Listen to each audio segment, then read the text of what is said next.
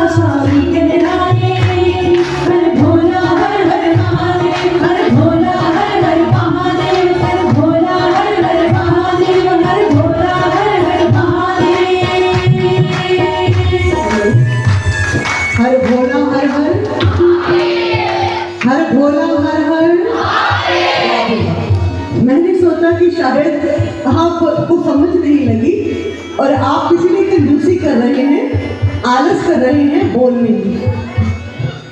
एक बात मन में आई थी, सुना दूं आपको, कथा फिर समाप्त हो जाएगी ना। 3 दोस्त थे, तीनों की बहुत यारी थी, बहुत प्यार था। एक दिन खाना खाने के लिए बैठे तो जैसे ही भोजन शुरू किया तो कहने लगे, अरे इसमें तो नमक बड़ा कम है। अब नमक कम है तो नमक लाएगा कौन? आलसी जमाने भर के थे। एक कहता तुम लाओ, दूसरा कहता तुम लाओ, तुम लाओ, तुम लाओ। कहते जाओ, कोई नहीं लाएगा, हम ना चुप करके बैठते हैं, जो सबसे पहले बोलेगा वही नमक लेकर आएगा। इतना आलस, इतना आलस, नमक लाने के चक्कर में तीनों ने बोलना ही बंद कर दिया, ना खाया ना पिया। 1 दिन 2 दिन 3 दिन बीत गए, बेहोश होकर गिर गए, नमक भी ना चले। लोगों ने सोचा मर गए हैं, इसीलिए उठाकर शमशान घाट पे ले गए, लकड़ियों पर डाल दिया और जैसे ही आग लगाने लगे एक को थोड़ी सी होश आ गई। है ये कहाँ आ गया? तो एकदम से चिल्ला पड़ा, अरे हम जिंदा हैं, हम जिंदा हैं। जैसे ही एक चिल्लाया तो दूसरे बाकी 2 पता क्या बोले, और नमक तू ही लेके आएगा, तू पहला बोले। इसीलिए जिसको पहले समझ लग गई भजन की वो पहले ताली बजाएगा, साथ में गाएगा। क्योंकि महापुरुष कहते हैं कि ताली बजाने से कल्याण है। तो इसीलिए हमारे महापुरुष बड़े हैं, भक्तों, हमारे मन से, हमारी सोच से, ठीक है ना। इसीलिए आप ताली बजाइए बड़े प्रेम से और साथ में हमारी बहनों के गाइए, ताकि आपको आनंद आए, प्रभु कृपा प्राप्त हो। हर हर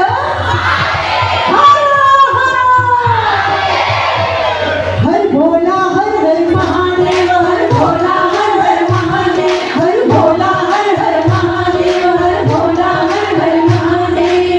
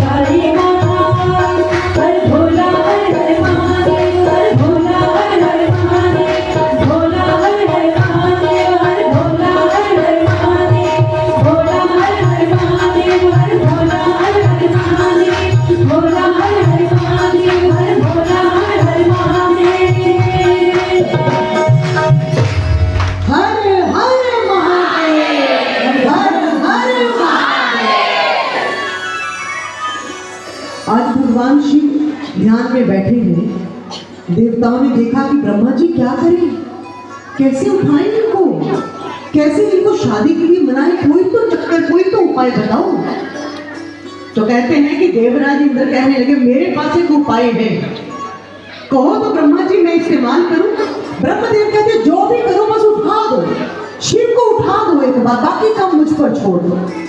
तो कहते हैं कि देवराज इंद्र ने कामदेव को बुलाया, जो उनके मित्र थे।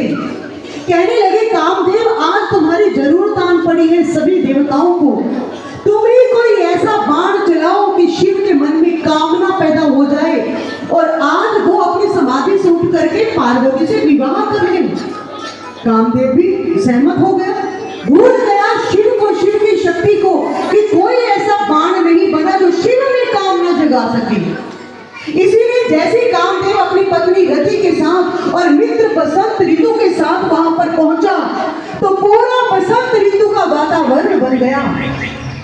बड़े सुंदर जो पक्षी थे कलरव करने लगे, महकते हुए खुशबूदार पुष्प खिल उठे, चारों ओर एक सुहावना वातावरण निर्मित हो गया और महादेव ध्यान में बैठे हैं। और इधर कामदेव ने एक बाण निकाला और जैसे उसे संधान किया महादेव की ओर, और जैसे वो बाण महादेव को लगा तो महादेव के मन में कामना नहीं जागी, एक रौद्र रूप जागृत हो गया।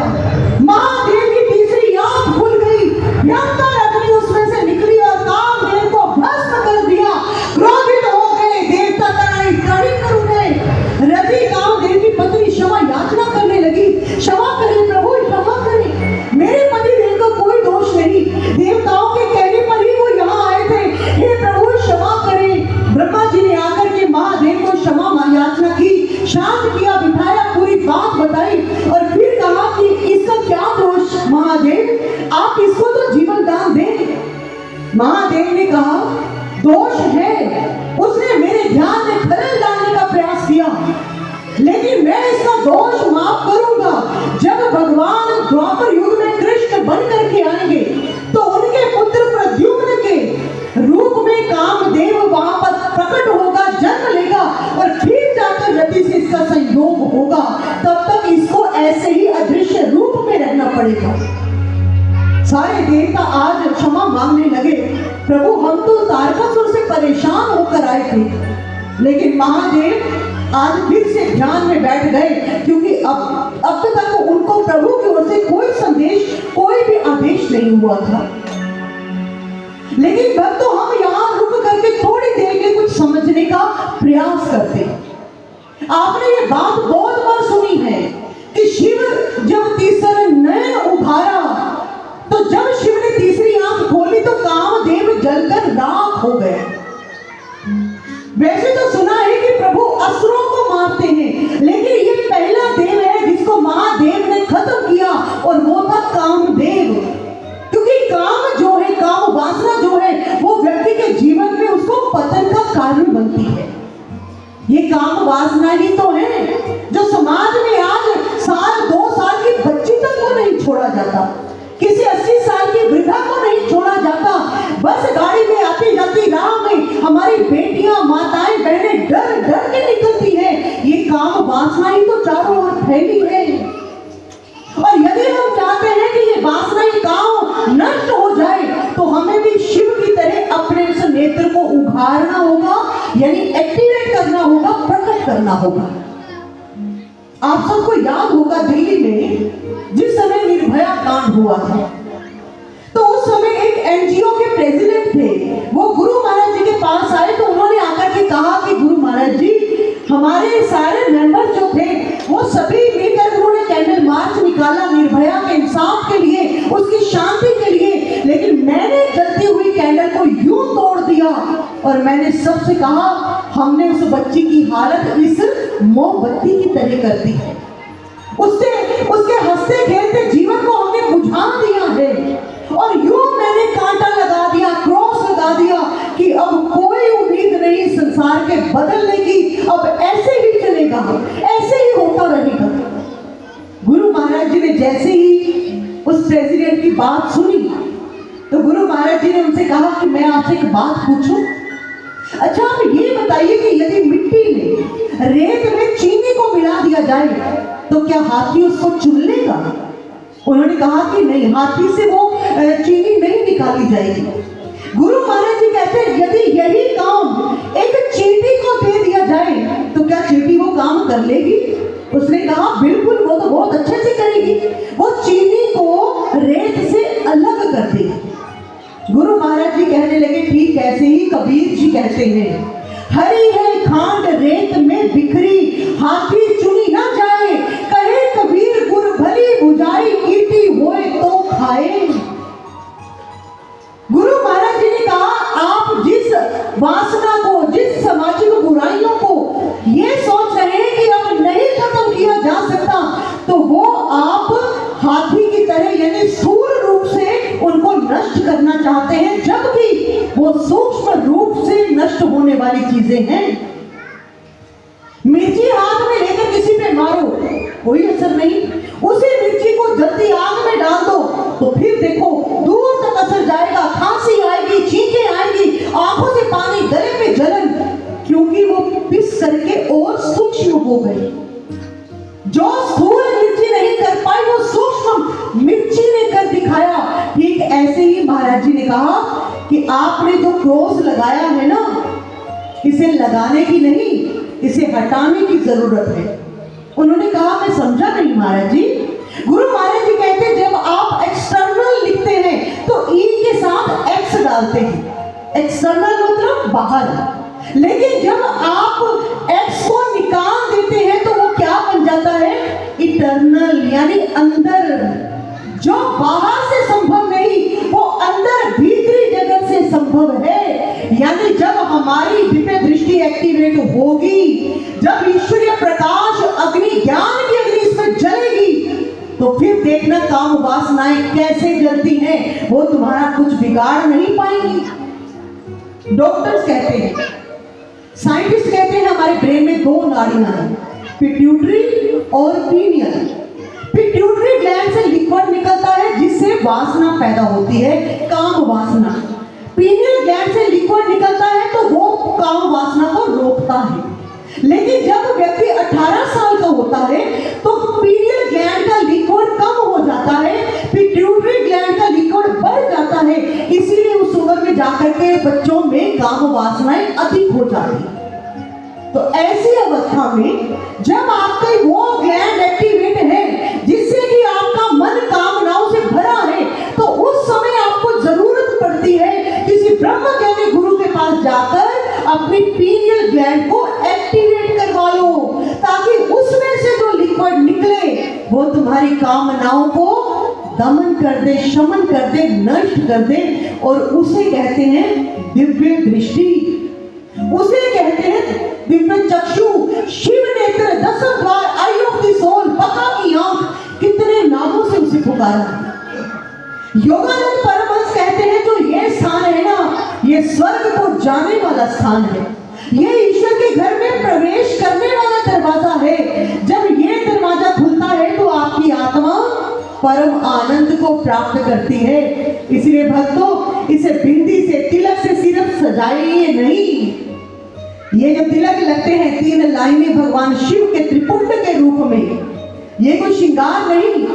इन तीनों लाइनों में 9 देवता वास करते हैं, 27 देव वास करते हैं।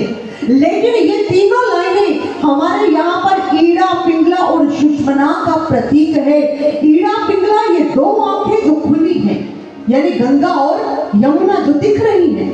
सुषमना मतलब जो बंद है, यानी सरस्वती जो अदृश्य रूप से आ रही है। और उसी अदृश्य आंख को, नाड़ी को, नेत्र को पूर्ण गुरु जब खोलते हैं ना भक्तों, मस्तक पर हाथ रख के, तो फिर जैसे द्वार खुला तो कहते हैं अज्ञान तिमिरान दस्य ज्ञानान अंजन शलाकया चक्षुरूर मिलितं नयेन तस्मै श्री गुरु वे नमः। जिस गुरु ने मेरी 2 आंखों के ऊपर तीसरी आंख को खोल दिया, ऐसे गुरु को मैं बार बार नमस्कार करता हूँ, क्योंकि मेरी आंखें इतनी पास होने के बावजूद भी नहीं देख पाई, लेकिन जब दर्पण सामने आया तो आंखों ने अपना दर्शन कर लिया। ऐसे ही आत्मा ने परमात्मा को तब तक नहीं देखा जब तक गुरु ने दिव्य दृष्टि रूपी दर्पण नहीं दिखाया, और जब दर्पण दिख गया, दृष्टि खुल गई, तो फिर वो प्रभु हमसे दूर नहीं। कल भी आप सुन रहे थे ना, मैं उससे दूर था ना वो मुझसे दूर था, नजर नहीं आता ये नजर का कसूर था। कौन कहता है कि दीदार नहीं होता? कौन कहता है कि दीदार नहीं होता? ये दिल ही उसका तलबगार नहीं होता। उसे पाना है तो प्रहलाद बनो पहले, ऐसे ही नरसिंह का अवतार नहीं होता। तुम उसे याद करो, वो तुम्हारी ना सुने, इतना भी बेखबर करतार नहीं होता, इतना भी बेखबर करतार नहीं होता।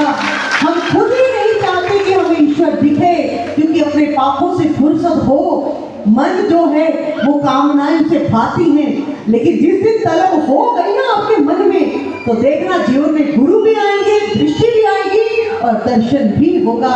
तो आइए चलते चलते मेरे साथ मिल करके इसी भावना से ओत प्रोत एक भजन कि मेरे सामने नहीं है दूर, अखियां खोल जरा, वो प्रभु दूर नहीं है, बस एक दृष्टि की जरूरत है, दिव्य दृष्टि की जरूरत है। और कैसे? आइए मिलकर हम आनंद लेते हैं।